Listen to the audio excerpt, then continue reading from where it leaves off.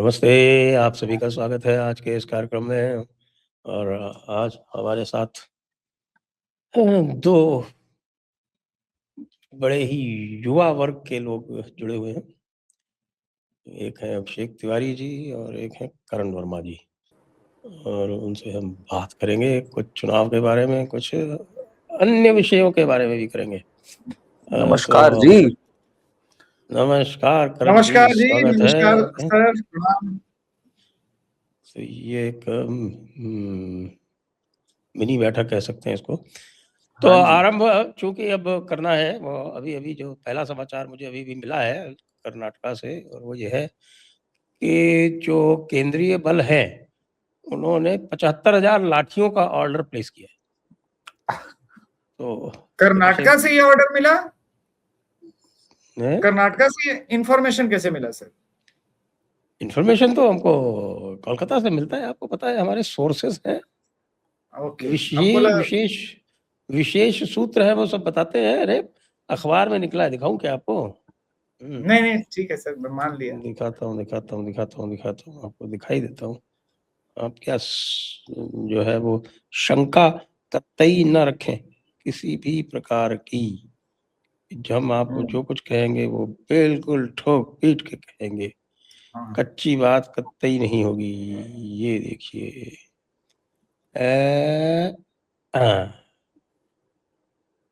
देखिए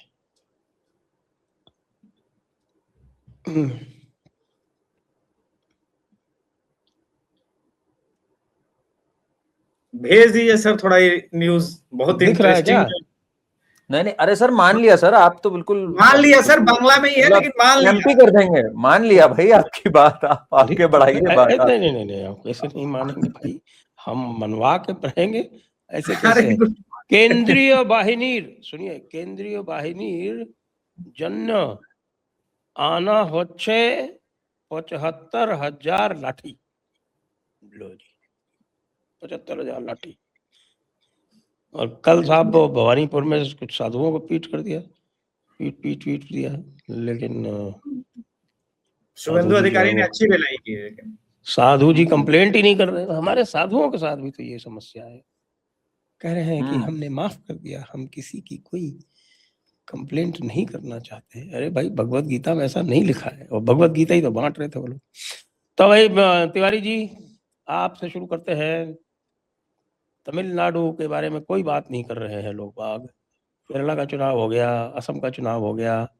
असम के चुनाव के बारे में तो सभी ने निष्कर्ष भी दे दिया, लेकिन केरला के चुनाव के बारे में किसी को कोई क्लैरिटी नहीं है। अब आप बताइए, आपके पास क्या समाचार है केरला का? ब्रीफली बताइए, फिर तमिलनाडु की बात बताइए, क्या चल रहा है? देखिए सर, तमिलनाडु के चुनाव में पहली बार ये जो 3 कॉर्नर फाइट हो रही है, अब वो फाइट बिल्कुल वैसे ही रिफ्लेक्ट हो रही है जैसे प्रशांत किशोर की शुरुआत थी। प्रशांत किशोर के पास भी भाजपा के कोर वोटर थे, किंतु जैसे जैसे समय आया, क्योंकि मेक श्योर कराना था कि हराना किसको है, जनता को यह पता था कि हराना किसको है, लेकिन जिताना इन दोनों में से कौन है, वो 3 महीने पहले कंफ्यूजिंग बयान दे रहे थे। कुछ लोग कहे, जो कॉन्फिडेंट होते हैं, कुछ लोग 10% वाले ग्रुप में, 15% वाले, अरे पीके आ रहा है। तो वैसे ही वहां पे पीके, प्रशांत किशोर की टीम ही देख रही है वहां पे टीवीके का, वो भी कह रहे थे कि नहीं अरे टीवीके आ रहा है, टीवीके आ रहा है। किंतु जैसे जैसे चुनाव नजदीक आया, डीएमके का जो एंटी इनकम्बेंसी वाला वोट है वो डिवाइड नहीं हो रहा है, वो तमाम नाराजगी है, बहुत सारी चीजें हैं, उसमें भी बहुत सारा फ्रैक्शन है। अब आप देखिए कि तमिलनाडु में एक भी ब्राह्मण को टिकट एनडीए से भी नहीं मिला है, लेकिन और 2 ब्राह्मण को टिकट टीवीए ने दिया है, लेकिन टीवीए को वहां के ब्राह्मणों ने सपोर्ट नहीं किया। टीवीके, हाँ, टीवीके को नहीं किया, उन्होंने एनडीए को सपोर्ट किया है। क्यों? क्योंकि वो जानते हैं कि इस समय अप्रासंगिक जो बने रहने से फायदा नहीं है। आप अपनी प्रासंगिकता उसके साथ जोड़िए जो सरकार बदल दे वहां पे। फिलहाल डीएमके को बदलना है, क्योंकि डीएमके ही कह रहा था हम इरेडिकेट सनातन धर्म करेंगे, तो डीएमके को इरेडिकेट कर दो पहले, उसके वो तो टीका लगवाते घूम रहा है आजकल। हाँ, तो वही मैंने एक क्वेश्चन पूछा था कि ऐसे कैसे होगा बाबू इरेडिकेट। है ठीक है, अपनी माँ को नहीं समझा पा रहे हो, अपने अब्बू और दादा तो पहले समझ गए हैं तुम्हारे, लेकिन अपनी अम्मी को कुछ नहीं और समझा। कहा है इस पे, उस पे अभिषेक जी उसने कहा है कि जो आप लोग जो सनातन समझते हो वो हाँ। हमारा सनातन नहीं होता, हमारा सनातन से कुछ और ही मतलब होता है। से नहीं, उसने हाँ। बोला है कि हाँ। इस्लाम और द्रविड़ कल्चर बिल्कुल सेम है। हाँ। इनको कंफ्यूजन, हम देखिए क्या है ना कि नेता अक्सर जब अपने रॉ में होते हैं ना, जनता को समझते हैं कि जनता बेवकूफ है। आपने बोला है इरेडिकेट सनातन धर्म, आपने बोला द्रविड़ कल्चर और इस्लाम कल्चर से साथ एक जैसा है। आप प्रैक्टिसिंग क्रिश्चियन हो, हाँ। और अब हाँ। आप सनातन को भी आप ही डिफाइन करोगे, ये नहीं चलेगा ना। तो वहां की जनता ये नहीं मान रही ना। देखिए वहां पे हिंदुत्व का उभार अलग ढंग से हो रहा है, उसके केंद्र बिंदु में राम मंदिर है। ये बहुत कम लोग आपको बताएंगे। जब काशी तमिल संगमम और ये छोटे छोटे प्रोजेक्ट शुरू हुए, वहां पे बहुत छोटे छोटे इन्फ्लुएंसर्स आने शुरू किए। अभी जो वहां पर यात्रा होती थी उस पहाड़ी पर को ही ये लोग शिवलिंग मानते थे, वहां पर इन लोगों ने मटन बिरयानी का पार्टी करवाया था। हाँ। अपमानित, देखिए अपमानित करना और बात सत्ता के दम में, और ये सोच लेना कि समय पर अपमान का बदला कोई नहीं लेना, ये मूर्खता है। आप वो टीका लगाएं, टीका मिटाएं, राहुल गांधी की तरह यहां वहां धोती पहन के घूमें, उससे वो हिंदू नहीं हो जाएंगे और उससे हिंदुओं का विश्वास नहीं आ पाएगा। तो एक तो वो वोट क्लियर हो गया। अब जो डीएमके का गांव का बेस वोट था वो क्यों शिफ्ट हो रहा है? अत्यंत करप्शन, न पीने को पानी है। बाढ़ में जिस प्रकार से वहां के किसानों के साथ व्यवहार हुआ है, वो कोई भी मानवीय स्तर पर उसको जस्टिफाई नहीं किया जा सकता। बहुत बहुत डिफिकल्ट जीवन उन्होंने पिछले 3-4 सालों में, जब बाढ़ के बाद उनके पास कुछ भी रिसोर्स नहीं था। और इन सब से इतर अपना करप्शन, अपने सबसे बड़ी बात क्या है कि आप वॉइस को सप्रेस कर रहे हैं। वो सोशल मीडिया पर जो वॉइस थे जो डीएमके के अगेंस्ट बोलते थे, आप देखिए कि हमें दिल्ली एनसीआर की घटनाएं पता होती है। सिर्फ एक व्यक्ति ने उदयनिधि स्टैलिन के ऊपर वीडियो बनाया था, उसे बुरी तरह से अरेस्ट करने के बाद वो पीटा गया था, कोर्ट ने जमानत दी और डांटा तमिलनाडु सरकार को। अभी 9 पुलिस वालों को कोविड के दौरान जो हुआ था उसके बाद फांसी हुई है तमिलनाडु में। किसी ने पता नहीं वीडियो बनाया है नहीं है, लेकिन अपने आप में एक केस स्टडी होगा। 9 पुलिस वाले फांसी चढ़ने जा रहे हैं, मदुरई हाईकोर्ट के बेंच का जजमेंट है। तो जब लॉ एंड ऑर्डर ऐसे कोलैप्स होने लगेगा निरंकुश सत्ता के बाद, तो फिर जनता क्या करती ना, वो ये ढूंढती है कि हराना किसको। जनता ने तमिलनाडु के अंदर ये डिसाइड किया कि हराना है डीएमके को। फिर वो वेट कर रही थी, क्योंकि टीवीके की रैली में भी बहुत भीड़ है, प्रशांत किशोर जैसा नहीं, बहुत भीड़ है। अब 10% का भी भीड़, 15% का भी, अभी कोयम्बतूर वाली रैली में भी बहुत भीड़ था टीवीके की रैली में। तो जनता भ्रमित हो रही थी धीरे धीरे, लेकिन अब उसे समझ में आ रहा है कि जितना हम बिखरेंगे, चांसेस डीएमके के वापस आने के बन सकते हैं।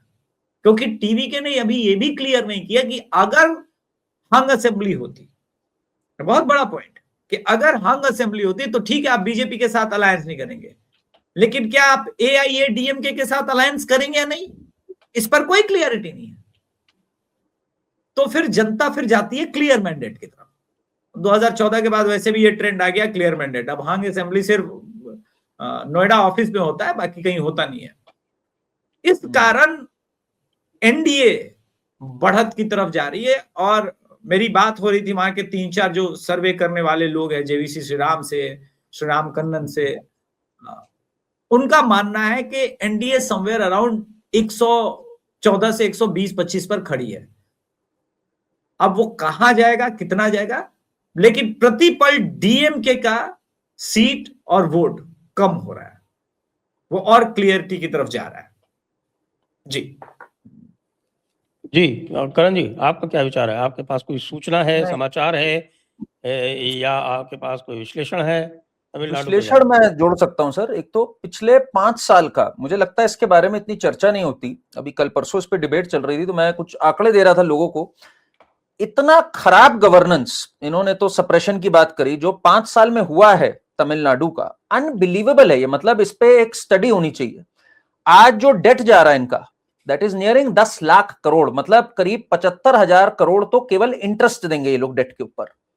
रिलीफ एफर्ट्स छोड़िए, मतलब लॉ एंड ऑर्डर छोड़िए, इकोनॉमी की जो इन्होंने गत बिठाई है in Tamil Nadu, historic levels of malgovernance है ये। कल्चरली तो हमने देखा ही जो बात हुई पूरी, और ये एक बहुत बड़ा, एक जिसे कहते हैं ना, एक शॉट इन द आर्म होगा अगर इस पे हिंदुत्व का राइज होता चला जाता है। ये एक नेशनल इंटीग्रेशन के लिए भी एक बहुत पिविटल इलेक्शन है, अगर मैं कहूं इस बात को। बिकॉज ये जो बातें होती थी ना कि अरे सनातन क्या है, बीजेपी कितनी अपॉलोजेटिक होगी इस बारे में, अन्ना मलई क्या कहेंगे, क्या ये जो ईवी रामास्वामी थी इनके बारे में हल्का सा अच्छा बोल दो, फिर हल्का सा बुरा बोल दो, घुमा के बोलो, इस बारे में भी फाइनली एक क्लैरिटी आएगी। इस पे जो मंथन हो रहा है इस समय, अभी कल परसों एक चर्चा हो रही थी, डिबेट में ही हो रही थी कि अरे देखिए सनातन के बारे में तो अंबेडकर ने भी बहुत कुछ बोला है, फिर तो आप क्या अंबेडकर को भी नकार देंगे बीजेपी वाले? बहुत बड़ा, बहुत इंटरेस्टिंग सवाल था ये कि भाई ऐसे तो हमारे पेरियार, उनके तो पेरियार है, हमारे पेरियार ने बोला, अंबेडकर ने बोला। आज चल रहा है ना, हाँ, आज ज्योतिबा ज्योतिबा अरे फुले हाँ, महिमा मंडन सेलिब्रेट चल कर रहा रहे हैं, है। वही मैं कह रहा हूं। तो इस पे जो एक कह के भी ना कहना वाला अभी जो एक अनकंफर्ट है ना, राइट विंगर्स में भी लैक ऑफ नॉलेज भी है और डिसकंफर्ट भी है बीजेपी वालों में। ये बोल देंगे तो ये वोट बैंक सटक लेगा, ये कर देगा, इसकी और एक अच्छी शुरुआत है। आई अंडरस्टैंड कि थोड़ा कॉशियस होना पड़ेगा बिकॉज प्रैक्टिकल राजनीति है, बट एटलीस्ट इस तरफ अब एक मंथन तो हो रहा है कि भाई ज्योतिबा फुले को सर पे चढ़ाना है, अंबेडकर अंबेडकर इतना करना है अगर, तो भाई दूसरा पलट के कहेगा कि फिर क्यों बुरा मान रहे हो सनातन के बारे में, तो वो पढ़ो। एक श्लोक है, वो सुना देता हूँ आपको। जी जी।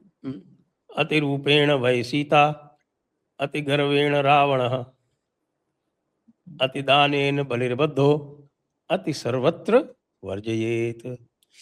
मतलब अत्यंत रूप के कारण सीता का हरण हुआ, और अत्यंत गर्व के कारण रावण का वध हुआ, और अत्यंत दान के कारण महाबली जो थे बलि, वो जो है वो बांधे गए और पाताल लोक में भेजे गए, इसलिए अति सर्वत्र वर्जयेत।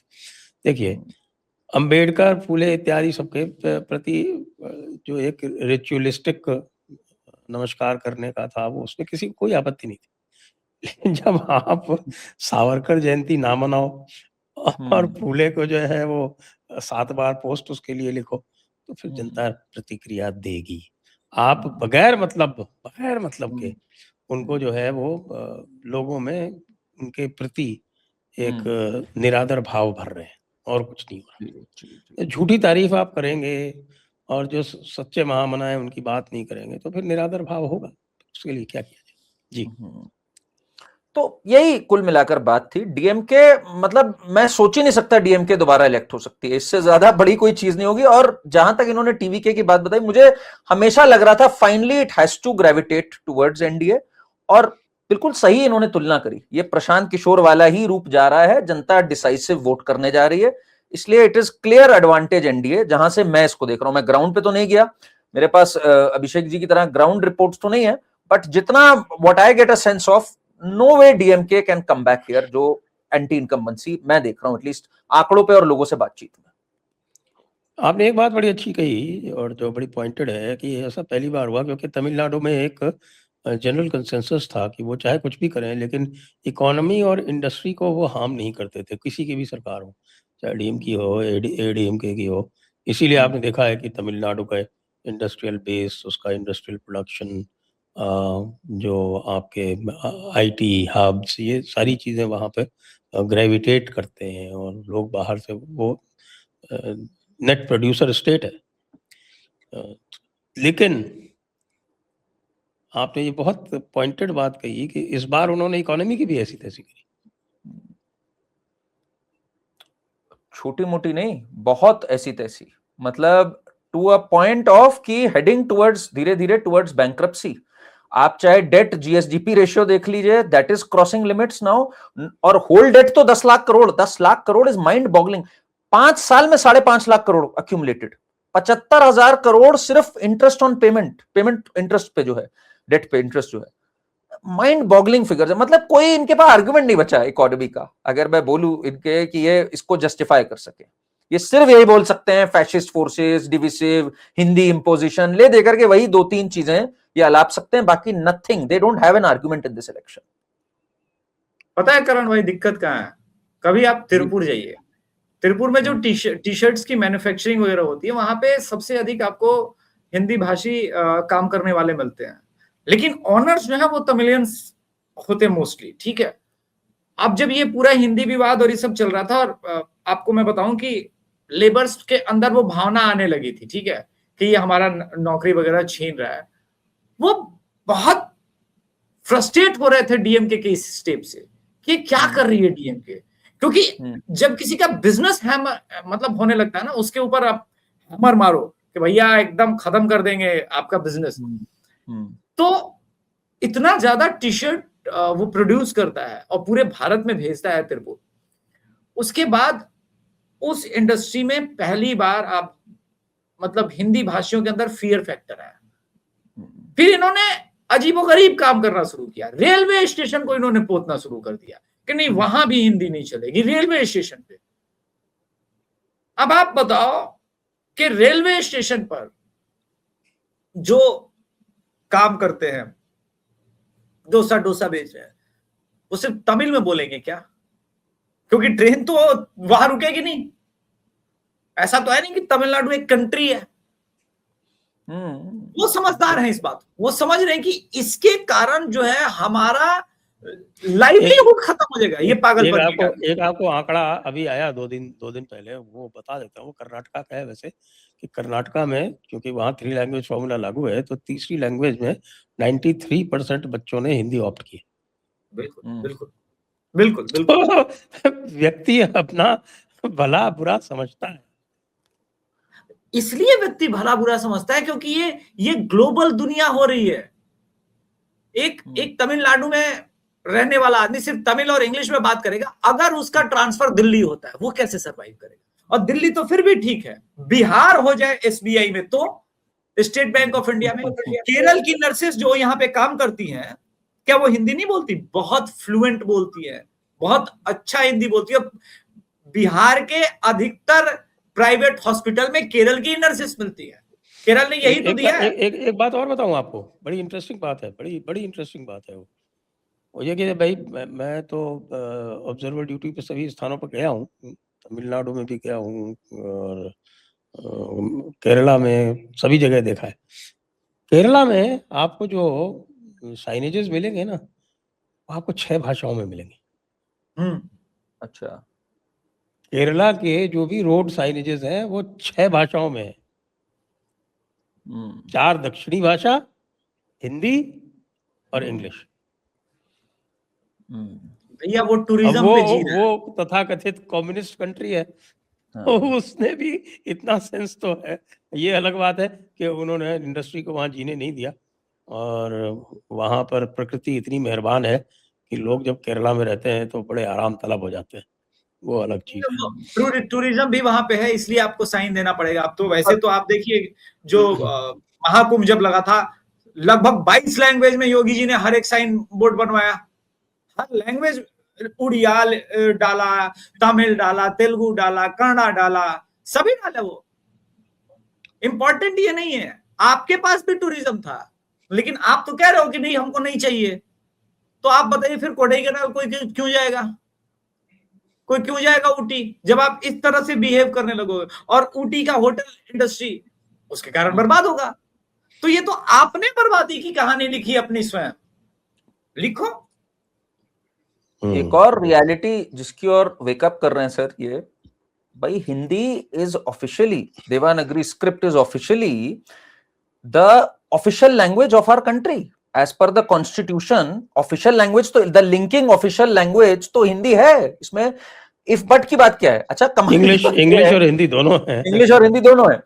अच्छा, कमाल की बात यह है, ये संविधान बोलने लग गए एक डिबेट में। अरे संविधान की बात है, ये संविधान हमें मैंने कहा संविधान ही है ये संविधान में है कि हिंदी एक लिंक लैंग्वेज है।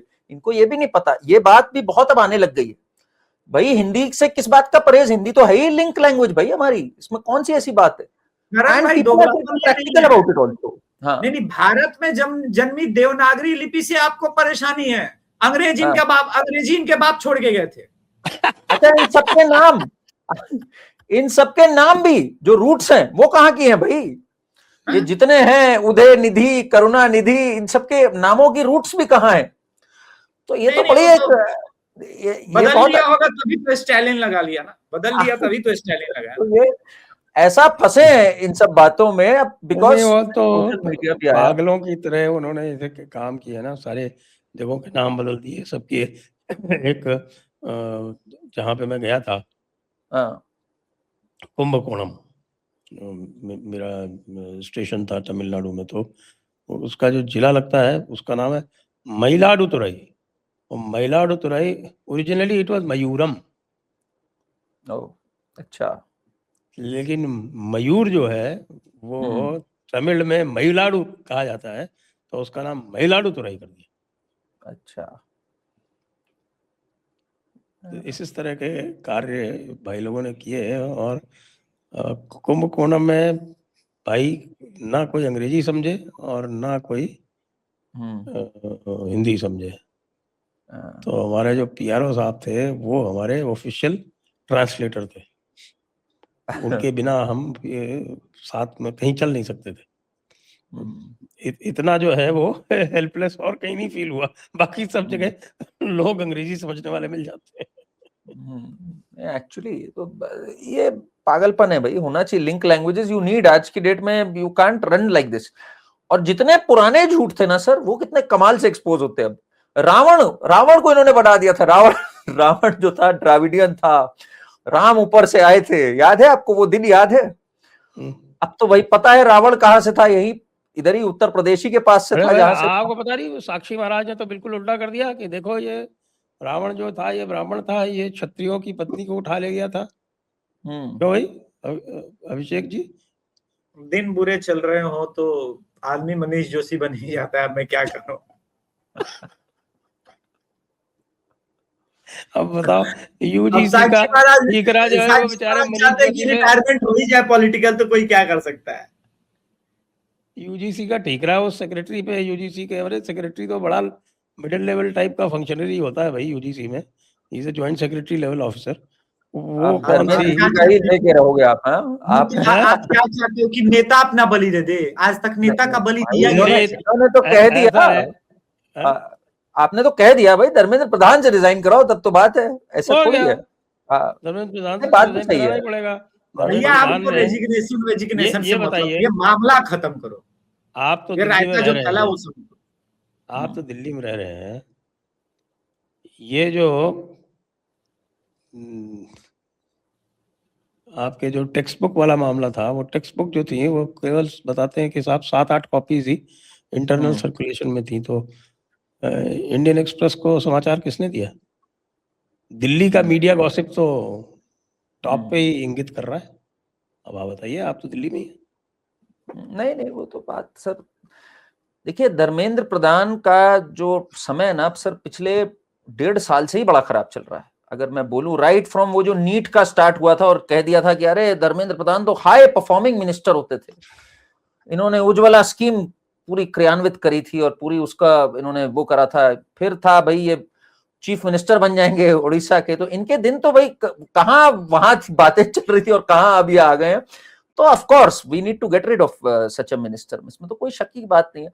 बट वही है, अब इस समय बिकॉज चुनाव चल रहे हैं इतने सारे, तो मुझे लगता है भाई फोकस थोड़ा चुनाव पे रहे। ये लोग 1 महीने बाद धर्मेंद्र प्रधान जी को नमस्ते करी जाए तो भी ठीक है, अभी फोकस ना हटे। एंड आई थिंक यही इनकी प्लानिंग भी होगी, they will finally get rid of him. मुझे नहीं लगता अब रखेंगे इनको लंबा। ये और हरदीप पुरी जी को नमस्ते होनी है फाइनली। जो मैं केरला के क्या समाचार है अभिषेक जी? केरला बंगाल पे आइए, बंगाल पे है असली मसाला। तमाम ऐसा है जो सबसे हॉट, सबसे स्वादिष्ट है ना, वो सबसे लास्ट में। चलिए ठीक सर, मेरा ये मानना है तमाम लोगों के जितने भी ओपिनियन हो, क्लोज है, फाइट है, 1%, पर मेरा ये असेसमेंट लग रहा है लास्ट किसी तरह से गिरते पड़ते केरल कांग्रेस बचाएगी, कांग्रेस बाजी मार ले जाएगी। लेफ्ट के पास भी कम एंटी इनकम्बेंसी नहीं है। आप अंदाजे से बोल रहे हैं, कोई सूचना है? नहीं, अंदाजे से नहीं, मेरे पास जो सूचना है, जो मेरे जान पहचान के लोग हैं इस बार सर, देखिए केरला में मुसलमान हैं ही, क्रिश्चियन वोट इस बार कंप्लीटली कांग्रेस की तरफ जा ही रहा है, और बचे हिंदू मतलब वोट। FCRA पोस्टपोन करने से भी कुछ नहीं हुआ? वो आपकी बेवकूफी थी, करना ही नहीं था पोस्टपोन। अब आपकी बेवकूफी सर, फिर मैं कहानी सुनाता हूँ। अब क्या है कि फिर आपने पूछ लिया एक, अरे अब ये क्या बात करोगे आप? नहीं सर, दो मिनट की बात है, सुन लीजिए सर। आप कुछ भी कहोगे, अब एक्स कम्युनिटी नोट नहीं लगेगा, सरकार उसको भी हटाने जा रही है। नहीं कोई दिक्कत नहीं, लेकिन मेरी बात सुन लीजिए। मोदी जी पे लग गया। 2 मिनट की बात। एक बहुत बड़े रफूगर थे सर, ठीक है, एक बहुत बड़े रफू मारने वाले थे, रफू मास्टर। तो राजा साहब ने उन्हें बुलाया, बोला तुम सुना है कि रफू बहुत अच्छा मारते? बोला हाँ जनाब। तो क्या बातों पे भी रफू चलाते हो? बोला हाँ हाँ, आप कोई भी बात मारिए, मैं रफू मार दूंगा।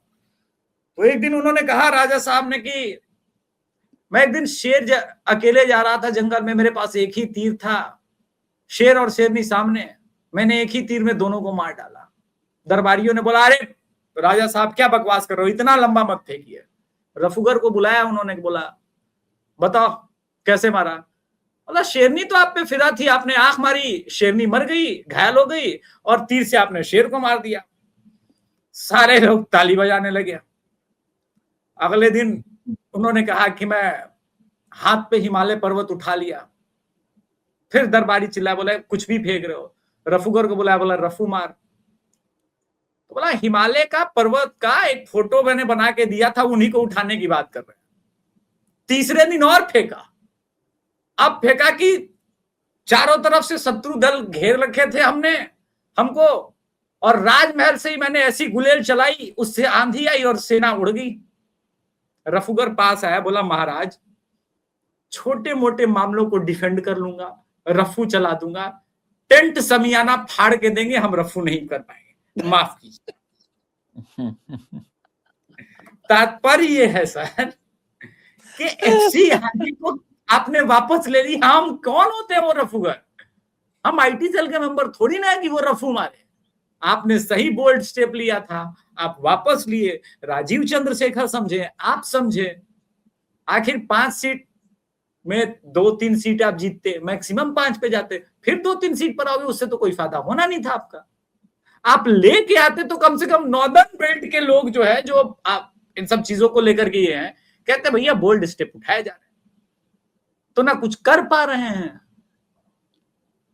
बातें तो छोड़िए, हम थोड़ी ना रफू कर रहे हैं। चलिए अब बड़ा रफू चलाते हैं और चलते हैं ममता दीदी के यहाँ। हाँ। उसके पहले करण जी, आप ये एक्स कम्युनिटी नोट्स पे कुछ विचार व्यक्त करेंगे? नहीं, मैं बता रहा था सर, आज तो मोदी जी पे भी आ गया ना कम्युनिटी नोट। आपको पढ़ा नहीं? आपने पढ़ा उसका? हाँ, मोदी जी भाई फुले जी के बारे में याद कर रहे थे, उन्हें श्रद्धांजलि दे रहे थे, तो एक्स कम्युनिटी ने उन्हें भी भाई अब कुछ बताया, जीवन के जो सत्य हैं कुछ उनसे उनको रूबरू कराया। तो अब ये दिल आना ही था। एक बार अमित शाह जी के साथ हुआ था ये बीच में, कम्युनिटी नोट उनके पे भी आ गया था, UGC पे आया था तब आई थिंक, और एक अभी आया है मोदी जी के पे। नहीं, मोदी जी पे भी आया था UGC में, लेकिन मोदी जी पे भी आया था, 2-3 आया था। अच्छा, मोदी जी ने वो हटवा लिया था बाद में।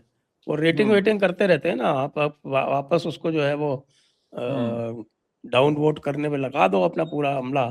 IT सेल सारा का सारा लग गया कि भाई इसको डाउन वोट करो, डाउन वोट करो, डाउन वोट करो। तो जो सिस्टम तो ये होता है ना, भाई हो क्या रहा है? कम्युनिटी नोट जो है वो निशिकांत जी कह रहे हैं कम्युनिटी नोट हटाएंगे।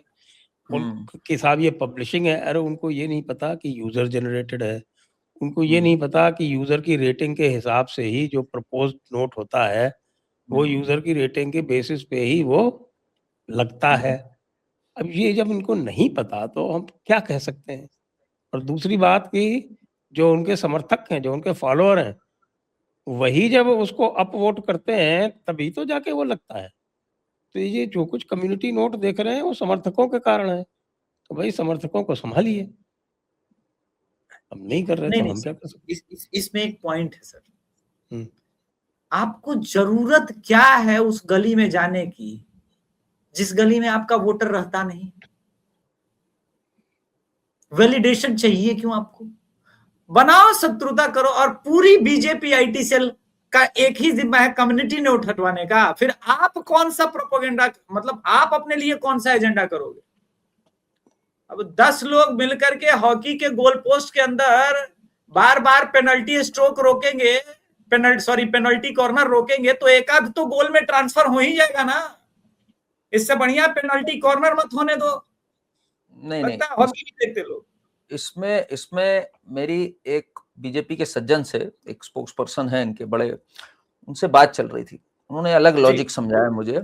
उन्होंने कहा देखो करण भाई, बंगाल में चुनाव चल रहा है, हमें मतुआ कम्युनिटी का भी वोट चाहिए, वो वैसे ही हमसे थोड़ा सा नाराज चल रहे हैं, ठीक, थोड़ा सा नाराज हुए हैं। इधर एसआईआर का एक फ्लिप साइड अगर मैं कहूं इस मतुआ कम्युनिटी का कुछ जगह पे वोट कटा है। अब वो भाई काफी मानते भी हैं, ज्योतिबा फुले को भी मानते हैं, अंबेडकर को भी मानते हैं, तो थोड़ा हमें करना पड़ता है ये सब, उनको भी लुभाना है। सुनिए करण भाई को बोलिए, सोचिए कृपया मथुरा ज्योतिबा समाज, फुले, अंबेडकर, और वहां बंगाल में नाम शूद्र कम्युनिटी ऑफ बंगाल, उससे इन्होंने इसको लिंक किया कि भाई वो उनके हीरो है। हाँ। उनको प्लीज जाके बंगाल जाने बोलिए। और नामशूद्र कम्युनिटी जो कि जोगेंद्र नाथ मंडल वाली है, राजवंशी और मथुआ, भैया फूले जी का 100 में से अगर 5 ने नाम बता दिया तो नाम बदल दूंगा। आप जिनके बारे में करना चाह रहे हैं ना, उसको फूले जी का, भैया आप क्या सोच रहे हैं कि वो हमारी और आपकी तरह स्टूडियो में बैठ के पढ़ाई लिखाई कर रहा है क्या? वो रिसर्च पेपर चला रहा है, वो रोज अपना जीवन किसी तरह गुजार रहा है। यही मति भ्रम तो बर्बाद कर रही है आपको। खैर हमको क्या, हम तो भविष्य में बोलेंगे, अभी हम एकदम चुप है, हम तो बंगाल पर लगे हुए हैं, हम तो कुछ बोल ही नहीं रहे हैं, मेरा तो कोई मतलब नहीं है। चलिए आइए बंगाल पे। ठीक है, बंगाल पे जरा इसी से शुरू करिए अभिषेक जी, आपकी ग्राउंड रिपोर्ट क्या कह रही है, मतुआ कम्युनिटी के बारे में क्या कह रही है? जरा ये बहुत चर्चा हो रही है दिल्ली में इस पे, ग्राउंड पे तो यहाँ से लोग बहुत कम गए हैं, पर इस पे चर्चा हो रही है कि वो कितने नाराज हैं, बिकॉज ममता का भी एक आउटरीच गया है उस कम्युनिटी को काफी इधर। तो इसको कैसे देख रहे हैं, पहले ये बताइए। मथुआ कम्युनिटी के अंदर नाराजगी की बात जयपुर डायलॉग्स पर हम लोगों ने 1.5 महीने पहले डिस्कस की थी। अच्छा। तो अगर आप 1.5 महीने लेट हैं भाई साहब, 1.5 महीने मतलब आप 45 दिन लेट हैं, तो आपकी ये स्थिति है कि आपको ग्राउंड रियलिटी पता नहीं है। अब मथुआ कम्युनिटी क्यों नाराज है ये भी सुनिए। जब ये पूरा सीए का प्रोसेस चल रहा था और हम लोगों ने बात किया सीए के थ्रू नागरिकता मिल रही थी, बहुत सारे मथुआ कम्युनिटी के पास भी प्रॉपर डॉक्यूमेंटेशन नहीं थे। आपकी टीम का दायित्व बनता था कि आप मथुआ कम्युनिटी के अंदर लोगों को जाते, बताते और उनका वोट सुरक्षित कराते, मगर मेक श्योर किया, उस वक्त तक सुप्रीम कोर्ट की वो सब टीम नहीं आई थी, मेक श्योर किया कि प्रोसेस में डिले हो, ममता ने मेक श्योर किया, और ममता ने मेक श्योर किया कि ज्यादा से ज्यादा मथुआ कम्युनिटी के भी नाम कटे, उस ट्रैप में आप फंसे, लेकिन इतने ज्यादा नहीं कटे जितना हंगामा हो। और मथुआ को ये अच्छे तरह से पता है कि ममता, एक दो नेता के कारण बदल नहीं जाता गेम पूरा, कि ममता बनर्जी मेरी वेलविशर है। उनको बहुत अच्छे से पता है कि वो वेलविशर नहीं है, क्योंकि जिन एरिया में मथुआओं के साथ अत्याचार की घटनाएं है ना, वो बहुत भयंकर है, पोस्ट पोल तो भयंकर हुई थी। तो आपके साथ कोई 5 साल पहले दुर्घटना हो गई है, वो आप इतनी जल्दी भूल नहीं जाते। मथुआ की नाराजगी का लेकर के ये लोग जो चल रहे हैं, ठीक रहा है, लोकसभा में 2024 में भी मथुआ ने गिरते पड़ते आप ही को वोट दिया था, तभी आप 39% से 39% वोट शेयर पर आ गए थे। अभी भी लार्ज मथुआ कम्युनिटी आप ही के साथ है। प्रॉब्लम मथुआ कम्युनिटी आपकी हार जीत का नहीं है। ग्रेटर कोलकाता के अंदर क्या आपके मारवाड़ी समाज के लोग, गुजराती समाज के लोग, हिंदी भाषी आपके लिए वोट करेंगे या नहीं, ये सारा खेल है। अरे वोट अगर देने जाएंगे तो करेंगे ना। 55 सीट है सर, 55 सीटों पर इन हिंदी भाषी लोगों ने वोट कर दिया, कहानी वहीं खत्म हो जानी है टीएमसी की। आप उस पर फोकस कीजिए। अब अभी आज कितना तारीख है सर? आज 11 तारीख है। अब ये एपिसोड अगर आप 45 दिन बाद देखेंगे तब तक तो रिजल्ट आ जाएगा। जो मैं आपको फीडबैक दे रहा हूं, ये फीडबैक आज ले लीजिए, आप उस पर काम करना शुरू कीजिए। नहीं, काम शुरू हुआ है सर, ऐसा नहीं। कल शुभेंदु अधिकारी गए थे कैरम क्लब, और वो अच्छा था, वो देखा मैंने। और भवानीपुर के अंदर कैरम क्लब में गए और कैरम के, और बड़ा अच्छा रिस्पॉन्स है। ये क्लब वाले सबसे पहले सेंटिमेंट को समझते हैं, कहां जा रहा है गेम, बहुत अच्छे से। पुलिस प्रशासन बाद में फ्लिप होती है, पहले होते हैं। बोला भाई हमारा तो क्लब चलते रहना चाहिए, क्लब को फंडिंग आती रहनी चाहिए, उसमें कोई दिक्कत नहीं, सरकार किसी की भी बने।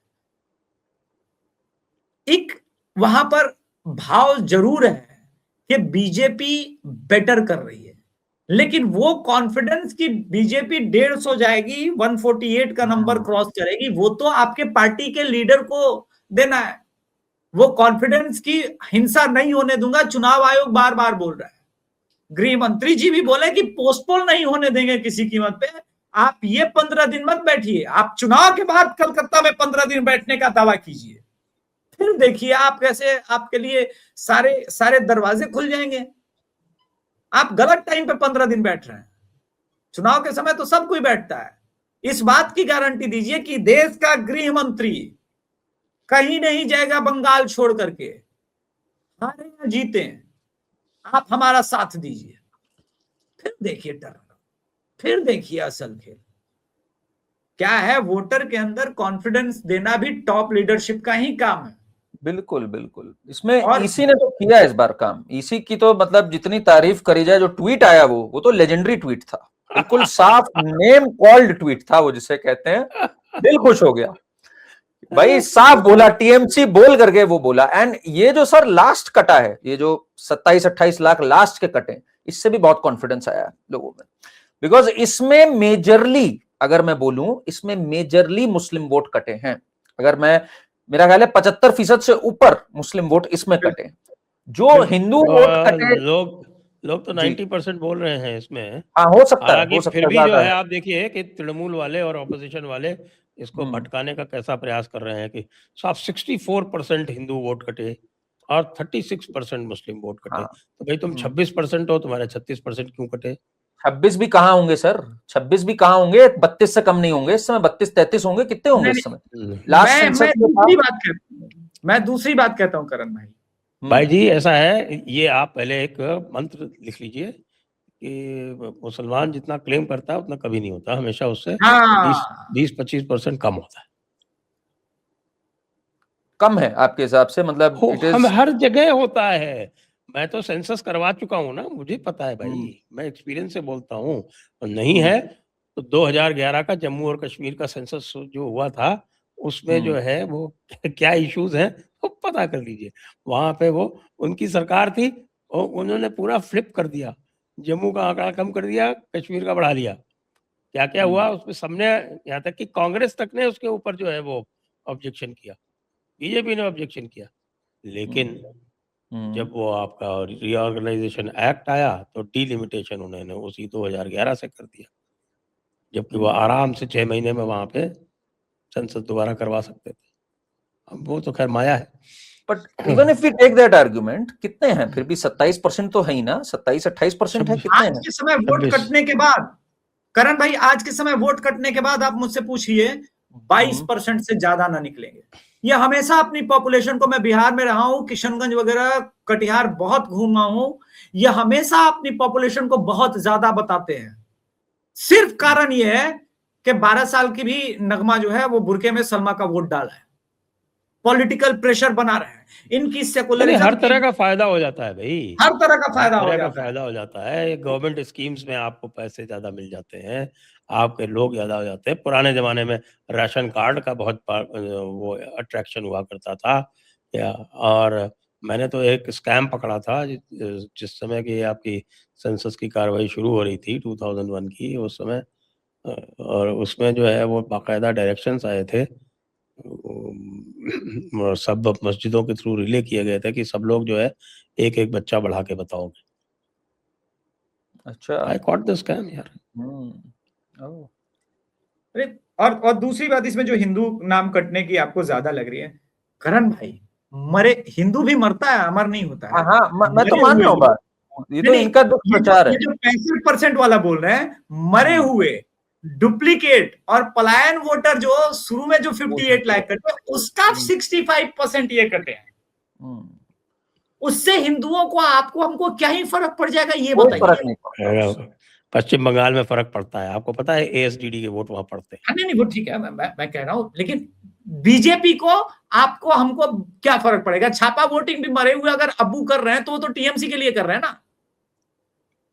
अगर मरे हुए अब्बू अम्मी जो भी है वो वोट कर रहे हैं 9 बजे के बजाय शाम के 5 बजे, और तो वोट किसके लिए कर रहे हैं? छापा वोटिंग के थ्रू वो कर तो टीएमसी के लिए रहे हैं। तो 15% वहां का हिला लीजिएगा, और बाकी जो ये कट गए वहां पे देख लीजिएगा सर, 82% के ऊपर जितना वोट होता जाएगा, 83, 84, 85, 86 बंगाल में, उतनी हार्ट रेट बढ़ती जाएगी ऊपर इनकी, और इस बार हो जाएगा 86% के ऊपर, फिर देखेंगे सर।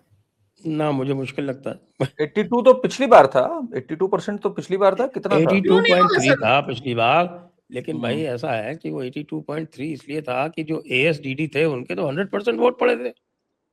हाँ, ये वाला भी प्रकरण। तो इस बार वो माइनस भी तो हो गया, लेकिन एएसडीडी वो भी तो माइनस हो गया ना। तो मैं परसेंटेज तो वही रहेगी ना भाई, वो तो पूरा माइनस हो गया ना। हाँ, थोड़ा फर्क आएगा। लेकिन करण भाई एक बात बताइए, 100 लोग थे उसमें से, मान लीजिए 10 लोग एएसडीडी थे, बाकी 10 फर्जी थे, तो 100 लोग में सबका वोट इधर उधर करके आपने 82% वोट कराया। अब बचे ही है 70 वोटर, 70 में 80 करने के लिए फिर चाहिए आपको 56, मतलब वो वाली चीज है। बट फिर भी आएगा सर, 82 के ऊपर, 82 तक तो जाएगा ये वोटर टर्नआउट, इससे कम नहीं जाएगा। 70 में 69 भी कर देंगे सर, 65 भी कर सकते हैं, जो फ्री एंड फेयर इलेक्शन हो गया। इंथुजियाज्म भी है, इसलिए people are going to vote. ये एक one of the most enthusiastic election तो है ये, everybody is talking about it. तो ऐसे में तो वोटर टर्नआउट तो आना है, लोगों ने अपना मत तो देना ही देना है, इसमें घर नहीं बैठने वाले लोग आसानी से इस पे। वो तो फर्स्ट फेज में 23 को पता चल जाएगा। ऐसा है, अभिषेक जी के नंबर्स तो मेरे पास हैं, हम बात कर चुके हैं कई बार। आपके नंबर्स क्या है? देखिए मेरे हिसाब से सर अभी भी बड़ा टच एंड गो है, यूं चल रहा है ये, टीएमसी गिर रही है, बीजेपी उठ रही है, एंड जनरली ऐसे में इट गोज विद जहां मोमेंटम हो, तो it is like this. And ऐसे में अगर ऊपर निकल जाता है तो भाई we can see something like 150, 155। But वही बात है कि अभी हो जाएगी। अब ये मैं मतुआ कम्युनिटी की जो बात है ना, ये बहुत, ये ठीक ठाक बड़ा फैक्टर है मेरे हिसाब से, बिकॉज मैं मतुआ कम्युनिटी की एक बात बताता हूँ आपको। मतुआ कम्युनिटी को जो कॉन्फिडेंस पिछले दिनों में आया है, वो जो सीएए के कैंप्स लगे हैं, और जो सीएए का पूरा जो प्रोसेस था सिटीजनशिप देने का, हालांकि नंबर्स जो हैं उनके बहुत ज्यादा है, और अभी तक कोई 1-1.5 लाख ही इनको जो है वो सर्टिफिकेट मिले हैं, लेकिन वो जो 1-1.5 लाख मिले हैं उससे बड़ा कॉन्फिडेंस आया। और दूसरी बात, जो आपके फॉरेनर्स एक्ट में, फॉरेनर्स एंड इमिग्रेशन एक्ट में जो रूल्स में चेंज करके इन्होंने ये किया है कि भाई किसी को भी बाहर नहीं भेजा जाएगा हिंदू को, तो उससे भी कॉन्फिडेंस है कि भाई आज नहीं तो कल मिल ही जाएगा। बिल्कुल, that is the thing that has happened. पिछली बार 2021 में ये जो था, ये कॉन्फिडेंस परकलेट नहीं हुआ था, क्योंकि इन्होंने वो पूरे सीए का प्रोसेस ही ठंडे बस्ते में डाल दिया था। तो वो 2021 में और 2024 में दोनों में उसका नुकसान हुआ है। हालांकि 2024 में वो उनकी जो सीट्स थी वो जीत गए थे, बनगांव, रानाघाट वगैरह, लेकिन नॉर्थ 24 परगना में और भी सीट जीत सकते थे जो नहीं जीत पाए।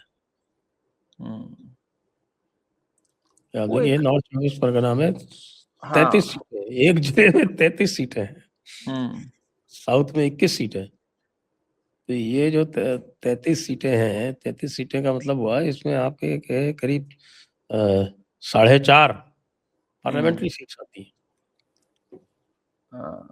भाई they are crucial in close to what 45 seats में है मतुआ वोट, जो बहुत सीरियस वोट है जिसे कहते हैं। नदिया, आधा नदिया और आधा नदिया, और नॉर्थ आधा 24 नॉर्थ 24 परगना, ये पूरा साउथ बंटवारा 24 अच्छा में भी है, थोड़ा साउथ 24 में भी है। साउथ और में संख्या इतनी ज्यादा नहीं है। हाँ साउथ में तो नमाशूद्र है। हाँ, ये वोट पे ममता ने बड़े इस समय कोशिश कर रखी। इनके कौन है एक बहुत बड़े जो एक लीडर हैं, नबीन करके कौन है, जिन्होंने अमित शाह जी को होस्ट किया था 2020 में, और अमित शाह जी ने बड़ा आउटरीच किया था उनको, उनके साथ गए हुए थे वो, उन्होंने अब इनको नमस्ते कर दिया अमित शाह जी को, और अब वो ममता की ओर चल पड़े हैं। तो कल या परसों मेरा ख्याल है उसके साथ भी ममता का कुछ था एक इवेंट, जिसमें उसने कहा कि भाई हमारे मतुआ समाज को बहुत धोखा दिया इन्होंने, कहाँ तो सिटीजन बना रहे थे और कहाँ बताओ हमारी वोटर लिस्ट से ही आउट कर दिया इन्होंने। उस तरफ होगा थोड़ा सा, मुझे लगता है थोड़ी अभी भी एक वो एक स्विंग वोटर है अगर मैं कहूं तो, if that can be swung the right way, जैसे आप कह रहे हैं, थोड़ा सा वहां पे बीजेपी की लापरवाही हुई है। मैं थोड़ा बताऊं आपको कि 2021 में जो सिचुएशन थी वो बीजेपी के बहुत ही एडवर्स थी। आप ये देखिए कि यदि मैं आपको 1 मिनट आंकड़े ही दे देता हूँ, 2021, हाँ ये 2021 का है। तो 2021 में नॉर्थ 24 परगना में 33 में से केवल 5 सीटें जीती थी बीजेपी, जबकि इसको जीतना चाहिए था कम से कम 12-15। इसी तरह से साउथ 24 परगना में बीजेपी 31 में से 0 थी, 0। और नदिया में आधी जीती 17 में से 9 जीती थी, जबकि नदिया में हाँ। ये 17 में से और 15 अधिक जीत सकती है। सॉरी, इनको जितना 15 चाहिए सर नदिया में। हाँ, और नदिया स्वीप करना चाहिए इनको कायदे से। बट वही है, ये एक गलती जो लोग कर नहीं पाते हैं, जानते हैं करण भाई, बंगाल में एक नारा लगा और अब फिर से लग रहा है। 2019 में नारा लग रहा था लेफ्ट इज ऑल्सो राइट, क्योंकि बहुत मारा था टीएमसी वालों ने लेफ्टिस्ट को, तो लेफ्टिस्ट बचा नहीं पा रहे थे, तो उन्हें लगा कि दबंग तो अमित शाह और मोदी हैं, ये बचा लेंगे। सो पूरा का पूरा 2019 में वो वोट आया और वो वोट शेयर 40% गया। फिर एक मेगा महाजोट अलायंस हो गया आईएसएफ, कांग्रेस और लेफ्ट का, तो उसमें से 2% लोग विधानसभा इलेक्शन में वो फिर वापस उधर चले गए। समझिए इस कॉन्सेप्ट, इन्हें लगा कि इस बार लेफ्ट अच्छा परफॉर्म कर लेगी, हम लोग सरवाइव कर जाएंगे। अब उनको इस बार लग रहा है कि साला लेफ्ट का कुछ नहीं हो सकता तब तक जब तक ममता खत्म नहीं होती। तो अभी नारा दे रहे हैं पहले राम फिर बाप, ठीक है। तो पहले राम फिर बाप, ये 3-4% जो ग्रेटर कोलकाता में बचे हुए, अगर ये प्रॉपर ढंग से शिफ्ट हो जाए बीजेपी की तरफ, पहले राम फिर बाम के पहले राम जी को प्रणाम कर लो, एक बार ममता हटी तो फिर वामपंथ खुद ब खुद ऊपर उठ जाएगा, जीवित हो जाएगा, क्योंकि मुसलमानों के पास तो कोई विकल्प होगा नहीं, ऑब्वियस चॉइस तो हम ही हो जाएंगे, तो हम कंडीशन में आ जाएंगे। तो उस थ्योरी पे ये चल रहा है। ये एक फैक्टर अगर प्रॉपर ढंग से इन्होंने शिफ्टिंग करा ली वामपंथियों ने अपने, क्योंकि ये भी कैडर बेस्ड पार्टी है, भले खत्म हो गई है लेकिन जितना है वो इनका इंफॉर्मेशन पहुंच जाता है लास्ट तक कि यहां वोट कर देना। इन्होंने अगर वोट कर दिया तब आप देखिए रिजल्ट में बीजेपी 41% के आसपास आपको फिर दिख जाएगी। इस पे मैं अभी देख रहा था सर, जो कल बात इन्होंने कही, ये जो नबीन बिस्वास हैं, ऑल इंडिया मथुआ महासंघ के प्रेसिडेंट है, इन्होंने कहा, जो आप सिटीजनशिप वाली बात कर रहे थे, कि 2021 में हमें उम्मीद थी कि ये हो जाएगा, बिकॉज 19 के अंत में 20 में आया था सिटीजनशिप और फिर कोविड था और चीजें थी, पर हमारे साथ धोखा हुआ, 24 तक भी नहीं हुआ कुछ खास, और अब हमारा वोट कट गया SIR में। तो इधर ये एक मतलब एक तरह से इनका भी एक साइड है अलग नैरेटिव का, कि भाई अभी तक कुछ हुआ नहीं, उल्टा हमारा वोट कट गया। आई डोंट नो इस पे क्या मूड होगा, मथुआ कम्युनिटी का मूड फाइनली क्या होगा, बिकॉज इसको अलग ढंग से ये देख रहा है। आप इस तरह से देख रहे हैं कि भाई 1 लाख को मिल गया सिटीजनशिप, तो दे आर इम्बोल्डेंड, होपफुल है। इसका मानना it's too little too late. तो ये इस पे प्रॉपर, हाँ जी, क्या वो अभी अब टीएमसी का नेता बन गया है। हाँ नहीं, और इसके साथ ये मथुआ समाज पे ये अभी CNN का एक पोल आया, CNN तो डिसाइसिव विक्ट्री दिखा रहा है ममता को, तो मैं बात कर रहा था उनसे, मैंने कहा इसमें तुमने क्या आंकलन लगाया सब कुछ, तो उनका आंकलन ये है कि मतुआ समाज इज टुवर्ड्स द टीएमसी, तो the same thing if it shifts towards the BJP तो पूरी analysis falls on its face, बिल्कुल कुछ नहीं बचता फिर। कहां वो 175-80 दिखा रहे हैं इस समय ममता को करीब करीब। तो ये इस पे अगर कोई ग्राउंड रिपोर्ट होना, एक्चुअल डिपस्टिक सर्वे हो कि भाई एक्चुअली चल क्या रहा है, हम यहां बैठ के तो कुछ भी बोल सकते हैं, कोई ये बोल रहा है कोई वो बोल रहा है मतुआ समाज का, इस समय एक्चुअल वहां पे मोमेंटम क्या है उनके बीच? देखिए ऐसा है, मतुआ महासंघ के 2 फैक्शंस हैं। मतुआ महासंघ जो है वो अकेला नहीं है, उसके 2 फैक्शंस हैं। जो बड़ा फैक्शन है उसके लीडर तो शांतनु ठाकुर है। हाँ, वो तो मेन ठाकुर फैमिली से जो आते हैं, जिनको बीजेपी ने शायद भेजा था लोकसभा, एक इन्हीं को भेजा था, किसी और को भेजा था इनकी फैमिली में से? शांतनु ठाकुर ही तो है। शांतनु ठाकुर ही तो हाँ। तो वो जो है वो मेन लीडर है, और उसके अलावा एक टीएमसी अलाइंड फैक्शन है उनका। टीएमसी अलाइंड फैक्शन है वो कौन सी? तो वो तो आप ये देखो 2024 में भी बाला ठाकुर 2024 में वो टीएमसी के साथ ही खड़े थे, वो जो टीएमसी अलाइन फैक्टर है। और इसमें नहीं गया था ना, 24 में हाँ चला गया था, बट 24 में था ना उनके साथ में, और उसके बाद भी 24 में आप देखिए ये दोनों जो सीटें हैं पानगांव और राणाघाट, ये बीजेपी तो जीती थी। और आपको था वोट शेयर भी आपका 1% बढ़ा था, आप 39% वोट शेयर पर थे। ठीक है बात, पर मतलब ये एक चीज है देखना, ये जाएंगे किस तरफ अभी इनका, बिकॉज एसआईआर का एक फ्लिप साइड तो हुआ है इनका वोट कटना ना। करण भाई मैं आपको एक क्वेश्चन पूछता हूँ, इससे आपको क्लियर होगा, यूपी के जाटव वोटर चंद्रशेखर को वोट करेंगे या मायावती को?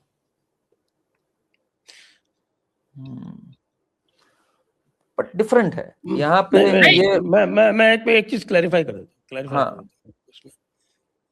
देखिए ये जो डेस्परेशन है ना, जो आप देख रहे हैं वोट कटने वाला, ये डेस्परेशन वोट कटने से नहीं है। वोट कटने से किसी को कोई बहुत ज्यादा फर्क नहीं पड़ता। डेस्परेशन यूं है कि वो एक थ्रेट है कि अगर मान लीजिए वोट कट गया तो आगे कहीं एनआरसी आएगा, फिर एनआरसी में जो है हमारा वोट नहीं होगा तो हम एनआरसी में आइडेंटिफाई हो जाएंगे, हमको बाहर जाना पड़ेगा, आखिरकार है तो हम घुसपैठिए ही। लेकिन ये फैक्टर केवल मुसलमानों के साथ में है, ये फैक्टर मतुआ कम्युनिटी के साथ में नहीं है, क्योंकि उनके लिए बाहर भेजे जाने की कोई थ्रेट नहीं है। चेंज हो गया ना वो रूल्स, मैंने बताया आपको, तो अकॉर्डिंग टू द रूल्स किसी भी हिंदू को आप बाहर नहीं भेज सकते। तो ये जो है ना, इसको बराबर जो एनालाइज करते हैं उसमें ये थोड़ा जो है वो साइकोलॉजिकल आप फैक्टर देखिए। ये बहुत बड़ा फर्क है। बाकी ममता दीदी का क्या है, ममता दीदी तो ब्रिज बना देती हैं जहाँ ब्रिज नहीं होता वहां पे। देखो 1100 करोड़ रुपए खर्च करके हमने ब्रिज बना दिया, वो चल रहा है, वो लोग ढूंढते घूम रहे हैं कहाँ गया भाई ब्रिज, कहाँ गया भाई ब्रिज। नहीं, ममता दीदी तो माँ माटी मानुष छोड़ करके मछली मुर्गा और मटन तक आ ही गई हैं, इसमें दिक्कत कहाँ है? हाँ भाई, तो यूसीसी पे जो ये लोग सब बोल रहे हैं वो बड़ा मजेदार है। यूसीसी आया और फिर तो आप लोग मच्छी खा नहीं पाएंगे, फिर आप लोग सब ढोकला खाएंगे, आप लोग सब गुजराती कपड़े पहन के होगा। अमित शाह का कल स्पीच, आप लोग एक और बात फैक्टर नोट कर लीजिएगा मेरी, कल अमित शाह ने बोला सारा मछली तो गुजरात से आ रहा है। कल अमित शाह ने बोला कि 7th पे कमीशन 45 दिन के अंदर पश्चिम बंगाल में लागू करूंगा। प्रॉपर ढंग से 6th पे कमीशन भी नहीं मिला। अभी तो वहां 6th ही नहीं लागू है, 7th का। हाँ, 6th भी ना लागू नहीं है और यहाँ 7th की बात कर रहे हैं। सारा सरकारी कर्मचारी रातों रात आपके अगेंस्ट बोला हाँ ये टाइम आ गया बीजेपी को जिताने का। इससे बड़ा कोई वादा नहीं होता। और चुनाव के महत्वपूर्ण जगहों पर भागीदारी में ये कम्युनिटी बहुत बड़ा साथ रहा है ममता के। ये खिसक गया ना तो जमीन खिसक जानी है। 3000 रुपए भी तो गारंटी कर दिए, ये तो अब एक बिल्कुल वो हो गया, गिवन हो गया। ये तो पता ही है कि भाई आना है। अब देखो 2000 आता है कि 2500 आता है कि 3000 आता है, 3000 लो, मजे करो। बढ़िया, राजनीति का एक अच्छा पहलू आ गया ये भी भाई, है ना। पर इस समय इस समय तो जो करना है करो भाई। मैं तो साफ ये बात बोलता हूँ, हमारे लिए अब ऐसी चीजें साम दाम दंड भेद इस समय हटाओ किसी तरह ममता को, इससे अच्छा मौका नहीं आएगा भाई। अगर इस बार नहीं कर पाए ना तो हौसले खत्म है। ये फिर ऐसा मौका नहीं आएगा कि ईसी भी स्पाइन दिखा रहा है, माहौल भी पूरा है, वोट भी कट गए हैं भाई। अब अच्छा, एक चीज जो जिसका विश्लेषण नहीं हुआ अभिषेक जी, जो किसी ने विश्लेषण नहीं किया, मैं थोड़ा सा उससे आपसे पूछना चाहता हूँ, क्योंकि आपने जो है वो लिस्ट तो देखी होगी, वो कैंडिडेट्स की लिस्ट की कोई डिस्कस कर ही नहीं रहा है। ये ममता दीदी ने अभिषेक के सारे कैंडिडेट्स हटा दिए, इसका कोई असर पड़ेगा क्या? कोई इंटरनल फाइट होगी क्या? वो ऑब्वियस है। देखिए 2021 में एक और चीज हुआ था, अब भी बोल देते हैं जब बात निकली है, तो बीजेपी के कई गुट जो है अपना मंत्रालय तक बना रहे थे और उसके लिए वोट से पहले लॉबिंग शुरू हो गई थी। इस बार इधर का जो है अभिषेक के क्लोज लोगों के जो टिकट काटे गए हैं, उसका एक इम्पैक्ट राजनीतिक रूप से ये होता है कि मेरी राजनीति खत्म हो जाए, इससे बढ़िया सामने वाले को हरा दो। अगर ये एक सीट हार गया तो अगली बार टिकट मुझे मिलेगा। लेकिन अगर गलती से ये जीत गया ना, क्योंकि लोकसभा इलेक्शन नहीं है, विधानसभा इलेक्शन है, ये गलती से जीत गया ना, तो इस सीट पे मेरा राजनीति खत्म। इसमें हर सीट पर जिनको जो उम्मीदवार होते हैं जिनको नहीं मिलता, वो सबोटाइज होता है। ये राजनीति का बहुत क्रूर है लेकिन सत्य चेहरा है, वो दोनों तरफ चलता है। लेकिन भाजपा में इस बार इसलिए नहीं है क्योंकि भाजपा में इस बार टिकट पर वो कैलाश विजयवर्गीय वाली गलती नहीं हुई। इस बार बहुत संभाल के, बहुत ठोक बजा के टिकट बेचा के, मतलब दिया गया। और टिकट देने के बाद पूरे बीजेपी में कहीं ये नहीं हुआ कि भैया गलत वितरण है, जो है इस पे है और जीतना है, उस पर फोकस है जी। लव जिहाद कोई इशू ही नहीं है बंगाल में, सारा सारा महाराष्ट्र में चल रहा है। अब तो टीसीएस में हो रहा है सर, अब तो कंपनियों में हो रहा है अभी लव जिहाद। नहीं सर, आप लोग टीसीएस की बात कर रहे हैं, इशू तो मध्य प्रदेश में भी नहीं है। हालांकि कांग्रेसी पार्षद रेड लिस्ट निकाले हुए भागे हुए पकड़ा नहीं रहा है। इशू तो मध्य प्रदेश में भी नहीं है, जबकि वहां तो 8% भी नहीं है। लेकिन देखिए सारे तो इंदौर भोपाल से निकल रहे हैं, वहां तो अलग ही राज चल रहा है। मुलायम सिंह की आत्मा प्रवेश कर गई है मोहनलाल में। पता नहीं क्या है। एक नया फिल्म का संवाद था, जब से नेताजी बिहार घूम के आए हैं तब से अंट संट कुछ भी काम करते रहते। देखिए ये बात कही जा रही है ना सर नासिक के बारे में कि भाई देखो, जब पंचर बनाने वालों को तुम कंप्यूटर बनाने पे बिठा दोगे तो फिर यही होगा जो हुआ है वहां। वैसे तो क्या मतलब सोचा जाए, गट्स देखिए, टीम लीड्स थे ये टीम लीड्स थे जो थे ये, और ओपन लॉबी के अंदर ये एक इनमें से था दानिश शेख, उसने ऑफिस लॉबी में उसको अपनी ओर खींचा, जो माना है करा। और जो इनकी एचआर थी वो एक महिला थी बाय द वे, निदा करके एक महिला थी, मुस्लिम महिला, उसने कोई कंप्लेंट्स नहीं ली, कुछ नहीं ली, उसने कहा करो जो करना है, बनाओ इसको। उसने बोला आईटी सेक्टर में ये कॉमन है, ये होता है, कॉमन है। रियासत मदीना बनाना इनको, इस टीसीएस से रियासत मदीना बना रहे हैं। अरे करण भैया आप हैं हनूद, सुने नहीं शहबाज शरीफ को? यहूद और हनूद दोनों वाजिबुल कत्ल है महाराज, गजब बात कर रहे हैं। अरे आप शहबाज शरीफ का नाम ले रहे हैं भाई साहब, वो बिजी है वर्ल्ड पीस में, आप कहाँ ये छोटी छोटी बातों में बात कर रहे हैं? वर्ल्ड पीस में बिजी है एक बंदा, थोड़ा मतलब आप भाई अब लिहाज रखिए उनका, छोटे फिगर थोड़े। पाकिस्तानी जितने ओवरसीज है पागल हो गए। I will tell my grandchildren that I was alive for this day when Pakistan stopped world war 3। Pakistan Bharat में भी रहने वाली एक पाकिस्तानी पागल हो गई, बोले कि हाँ ईरान सच में विश्व गुरु बन गया है। पाकिस्तान अरे वो तो पाकिस्तानी पगलाई है ना।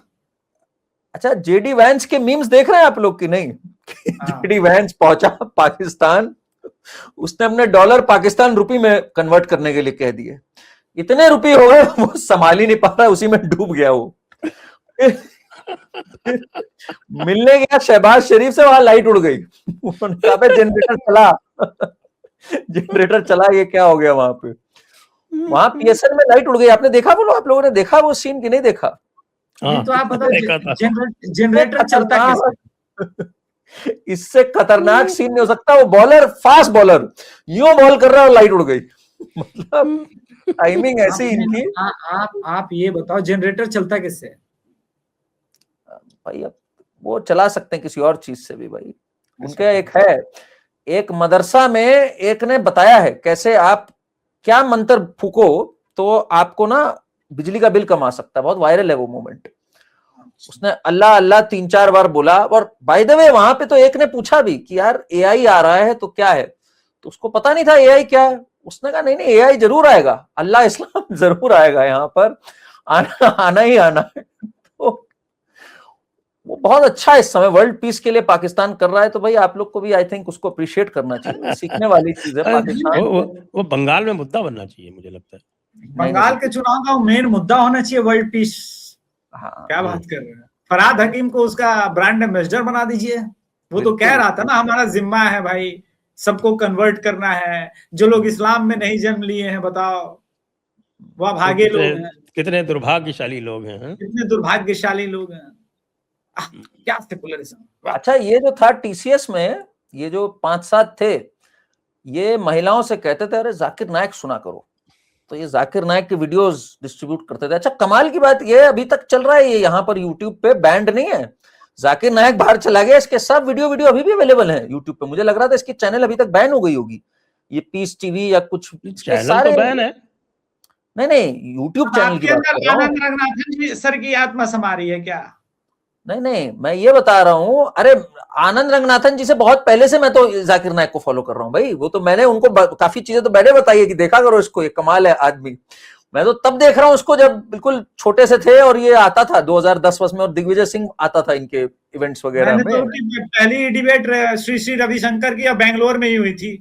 हाँ, जाकिर हमारा एक मुसलमान फ्रेंड था, बोला चल चल तिवारी तू भी चल। तो मेरे आदेशों में मेरे मुंह से निकल गया ये रविशंकर क्या बकचोदी कर रहा है, दोनों सिमिलर कैसे हो सकते हैं? तू मुसलमान है मैं हिंदू, तुझे अंतर समझ में नहीं आता। बोला नहीं इसी पे बात है थोड़ा सा। बोला ये धर्मगुरु मेरा नहीं है, ये हिंदुइज्म को रिप्रेजेंट नहीं करता, मैं नहीं देख रहा। अरे तू सुना कर। मैंने बोला वो तो बहुत एम्बैरेसिंग डिबेट थी वो एक्चुअली। दैट इज मतलब वो one of the most embarrassing moment. Shri Ravishankar just walked into it, मतलब और उसने ऐसा चूना लगाया उनको आइए आइए करके, और फिर ऐसा कायदे से ठोका है। एम्बैरेसमेंट था वो तो। भाई वो ऐसा ही होता है जब आपको ज्ञान नहीं होता है ना। जैसे आज हमारे COAS साहब जो हैं वो चीफ ऑफ आर्मी, अरे कुछ बोल गए बगैर मतलब की बात। और रविशंकर जी बिना समझे बूझे, बिना इस्लाम को समझे कि इस्लाम क्या है, और अपना जो है वो मैसेज ऑफ पीस लेके पहुंच गए वहां पे और पिट गए बुरी तरह पिटे। मतलब वो कोट कर रहा है, इनको कोटेशंस भी नहीं पता थी भाई। अपना धर्म भी इनको ऐसा नहीं कि कंठस्थ है, बिल्कुल रटी हुई है कौन सा श्लोक क्या, वो उनको उसका फैब्रिकेटेड वर्जन सुना सुना के ठोक रहा है। और वो कह रहे हैं actually I did not read it, actually I did not read it. तो वो तो एम्बैरेसिंग डेज थे एज हिंदू। आपने कुरान न पढ़ी, आपका प्रॉब्लम नहीं है, लेकिन आपने गीता और 4 वेद और उपनिषद और इन सब पे भी आपका कमांड नहीं था, और फिर भी आप डिबेट करने चले गए। तो फिर क्या मतलब? इससे बढ़िया वो चारों छोड़ के आप प्रॉपर कुरान ही पढ़ के गए होते। 15 चीजें उसमें से निकल जाती। हाँ लेकिन फिर सर तन से जुदा का खतरा होता है। वहां पे कुरान पे मैं बता दूं, अल्लाह की कही हुई बातों पे डिबेट नहीं होता हूबहू। हाँ ये ज़ेरे साइंस नहीं चलता, वो साइंस नहीं चलता नहीं है भैया। पहाड़ इसलिए धरती पर गाड़े गए हैं कि धरती उड़ ना जाए, तो आपको मानना है, उस पर डिबेट नहीं करना। और आप देखिए आर्मी चीफ को आप नहीं समझा पाए, वो अभी भी कह रहे हैं सबका मालिक एक है। जो उनके अंदर जो सेक्युलर भाव है संजय जी, आप इतना बोल बोल के थक गए, इतनी बड़ी चैनल आपने खड़ी कर दी, आपने सब किताबें लिख दी, all religions are not the same लिख दिया आपने, पर भाई साहब पहुंच नहीं पाए आप हमारे आर्मी चीफ तक। सेक्युलरिज्म की जड़ें इतनी गहरी है, कैसे निकालेंगे इसको सर? इसको कैसे इरेडिकेट करेंगे आप? कर दिया आज लोगों ने। आपने प्यार से भाव में बोल रहे हैं भाई। मैं तो ये मानता हूं कि लोगों ने, भले मेरी पुस्तक सभी ने पढ़ी हो या नहीं पढ़ी हो, वो भाव तो सभी में आ गया है लगता है। ट्विटर आप लोग देख लीजिए, पूरा इलाज कर दिया। मैं देख रहा हूँ, मैं तो देख रहा हूँ ये तो, पर फिर भी ये गट्स कहने के लिए ये बात, और ऐसे टाइम पे जब धर्म की वजह से ही वो हुआ। ऑपरेशन सिंदूर हुआ ही इसलिए कि हिंदू को चिन्हित करके मारा पहलगाम में। उसके बाद ऐसी बचकानी बात करनी, मतलब जब एक क्लैरिटी आ रही है लोगों में, ऐसे में आर्मी चीफ जिसका काम है लड़ना, वो कह रहा है नहीं नहीं यार, जब नमाज पढ़ रहे थे आतंकी तो कैसे हम रोक दें, सबका मालिक एक है। करण भाई, एक चीज भाजपा भी और कुछ लोग अभी समझ नहीं पा रहे हैं। हिंदू आज 2026 में जहां पर है, जिस अग्रेशन में है, वो 2014 के पहले वाला हिंदू अब नहीं बनेगा। वो डिमांड ही करता जाएगा नेक्स्ट स्टेप के लिए, क्योंकि अब हिंदू वहां से रिवर्स सेकुलर मोड में आने को तैयार नहीं होगा। उसकी आंखें, आप चाहते थे ना कि हिंदू जग जाए जग जाए जग जाए, अब रात भर सो के जब जगे हैं तो आप कह रहे हैं सुबह 8 बजे फिर सो जाओ। संभव है? संभव ही नहीं है। रात भर तो सो लिए, नींद पूरी हो गई हमारी, अब आंखें खुल गई हैं। बिल्कुल ठीक है, but this should not come from an army chief of army. मतलब एक योगी जी का ट्वीट फुले जी के संदर्भ में आना चाहिए। दोनों तो वही कर रहे हैं। तो वो भी तो कम्युनिटी नोट खा लिए। नहीं, वो कम्युनिटी नोट खा लिए। हाँ, कम्युनिटी नोट। हमारे अच्छा, निशिकांत दुबे जी बहुत परेशान है कम्युनिटी नोट के चक्कर में। अरे सर, अभी वो जो भी कुछ कहते हैं आजकल, तो निशिकांत दुबे जी सबसे ज्यादा परेशान इसलिए कि सबसे ज्यादा कम्युनिटी नोट उन्हीं के आते हैं। पता नहीं किसने उनको टारगेट पे लिया है। लेकिन एक बात है, वो महादेव, मैं जहां पे जल चढ़ाता हूँ कांवर का, निशिकांत जी भी उस महादेव के मनोकामना शिवलिंग बाबा वैद्यनाथ के बड़े भक्त हैं।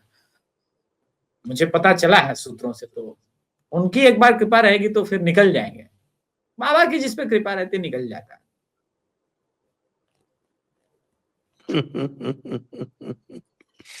तो आइए आज की चर्चा को अब यही विराम देते हैं। चर्चा तो और लंबी चल सकती है, लेकिन फिर बहुत लंबी हो जाएगी।